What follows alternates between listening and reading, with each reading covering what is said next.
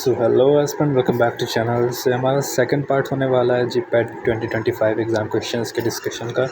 सो इस पार्ट में हम फार्मास्यूटिकल केमिस्ट्री डिस्कस करने वाले हैं। उसके सारे क्वेश्चन जो क्या था हमने फर्स्ट पार्ट में फार्मास्यूटिक्स डिस्कस कर लिया और जो भी क्वेश्चन रिमेनिंग है वो आपको बहुत ही जल्दी शेयर कर दूंगा, क्योंकि बहुत से प्लेटफॉर्म से अभी पूरे एग्जैक्ट 125 क्वेश्चन नहीं मिले हैं, क्योंकि मेमोरी बेस्ड जिनको जितने क्वेश्चन आज थे मैंने सबको बहुत से क्वेश्चन प्रोवाइड कर रहे हैं, ऑलमोस्ट 80-90।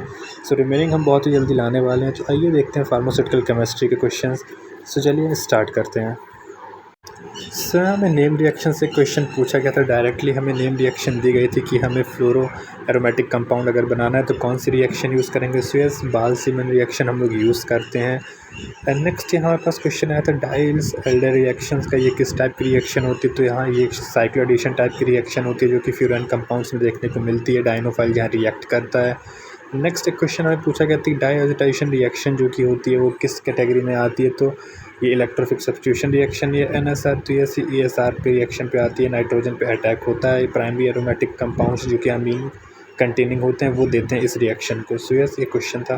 तो नेक्स्ट हमारे पास एक स्टीरियोकेमिस्ट्री क्वेश्चन आया था जो कि बहुत ही बेसिक क्वेश्चन पूछा गया था कि 3-1-2 में कितने स्टीरियो आइसोमर्स होंगे। तो जैसे कि यहाँ 2 स्टीरियो सेंटर प्रेजेंट हैं एंड इसके अनसिमेट्रिकल एंड्स नहीं है, तो हम देख सकते हैं यहाँ पे इसके टोटल 4 स्टीरियो आइसोमर्स होंगे। तो वो एग्जैक्ट इसका करेक्ट आंसर था।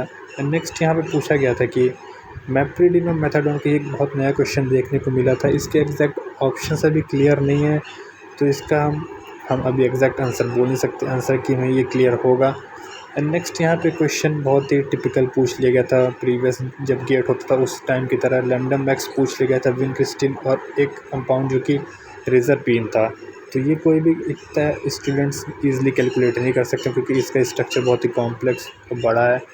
सो इसके approx value 279। So next question हमारे पास यहाँ ब्यूटीन की आइसोमर्स की स्टेबिलिटी पूछी गई थी, जहाँ पे आइसोब्यूटीन दिया गया था, सिस ट्रांस एंड ब्यूटीन दिया गया था। तो आइसोब्यूटीन सबसे ज़्यादा स्टेबल होगी as per the number of alpha hydrogens, then trans, then cis, then end butene. Next complexometric indicators का क्वेश्चन आया था यहाँ एक इंडिकेटर फेरॉइन था जो कि रिडॉक्स में मोस्टली यूज़ करा जाता है, जो कि एक्सेप्शन का क्वेश्चन पूछा गया था।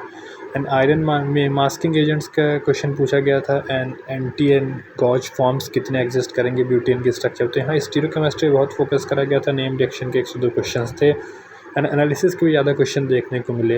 एंड देन अगेन यहाँ पे बियर स्ट्रेन थ्योरी के अकॉर्डिंग कौन सा सबसे स्टेबल एल्कीन होती है। जैसे साइक्लोपेंटेन मोस्ट स्टेबल होती है, साइक्लोहेक्सेन ऑप्शन में नहीं था और साइक्लोपेंटेन साइक्लोब्यूटेन था, तो साइक्लोपेंटेन मोस्ट स्टेबल होती है। देन टर्बिडीमेट्री का यहाँ पे फिर क्वेश्चन एक बहुत ही अलग पूछा गया था, जैसे कि टर्बिडीमेट्री एंड मास्किंग, तो बहुत ही अलग टाइप के क्वेश्चन देखने को मिले प्रीवियस ईयर के पैटर्न के अकॉर्डिंग, उनसे अलग। देन नेक्स्ट यहाँ पे प्रेग्नेंट के कार्बन नंबर पूछा गया जो कि 21 का होता है। देन इल्कोविक इक्वेशन, हमारे यहाँ इलेक्ट्रोएनालिटिकल मेथड के क्वेश्चन बार बार पूछे गए। इल्कोविक इक्वेशन में एम क्या टर्म बताता है, मास है कि एनालाइट है कि इलेक्ट्रॉन का। एंड देन कंडक्टोमेट्री का एक क्वेश्चन दिया था कि कंडक्टेंस चेंज होता है इक्विवेलेंस पॉइंट के बाद या डिक्रीज़ होता है, तो वो सडन इंक्रीज़ होता है कंडक्टेंस में। हमारा टाइट्रेशन दिया गया था 2 कंपाउंड का। देन फेजांस मेथड में कौन सी डाई यूज़ होती है, डाइक्लोरोफेरेसिन डाई यूज़ होती है। NaOH के सोल्यूशन क्या है, एक न्यूमेरिकल पूछा गया था जो कि बहुत ही ईजी था। आपको मोलैरिटी दी गई थी और आपको बताना था कितने आपको वेट लगेगा NaOH का। देन क्रोमेटोग्राफी पे यहाँ पूछा गया था स्टेरॉइड किसके थ्रू आप आइडेंटिफाई कर सकते हैं, सेपरेट कर सकते हैं। वहाँ पे बहुत सारे स्टेशनरी फेज के ऑप्शंस दिए गए थे। देन यहाँ पे हिप्नोटिक का बार्बिट्रेट्स जो कि यूज़ करे जाते हैं उनकी पीके वाले पूछे गए जो कि वीकली एसिडिक होते हैं, तो आप इजीली आइडेंटिफाई कर सकते हैं। 7 to 9 पीके होता है जिनका।